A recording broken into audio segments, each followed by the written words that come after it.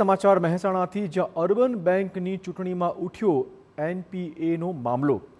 Director Upendra પટેલના DM Patel પર NPA મુદ્દે ગંભીર આક્ષેપો સામે આવ્યા। ડીએમ પટેલના વેવાઈનું અકાઉન્ટ એનપીએ છે, આ દાવો કર્યો ઉપેન્દ્ર પટેલે।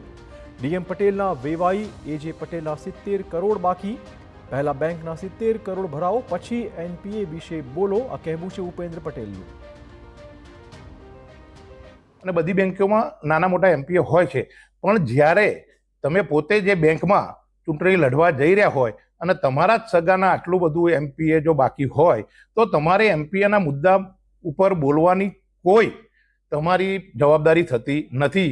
તમારે જ્યારે બોલવું હોય તો પહેલા 70 કરોડ રૂપિયા ભરાવો અને પછી તમે સામેની પેનલની વાત કરો। તો એનપીએના આક્ષેપો મુદ્દે વિશ્વાસ પેનલના ડીએમ પટેલનું પણ આવ્યું છે નિવેદન। એજે પટેલ મામલે કરાયેલા આક્ષેપ ખોટા હોવાનો તેમણે દાવો કર્યો છે। મારા સગાવાલાનું કોઈ એનપીએ નથી, આ દાવો છે ડીએમ પટેલનો। એજે પટેલના દૂરના સગા વિનોદ પટેલનું ધિરાણ છે। સગાવાલાનું કોઈ એનપીએ નથી। એજે પટેલનું 70 કરોડ રૂપિયાનો એનપીએ કોઈ એજે પટેલનું 70 કરોડનું છે જ નહીં।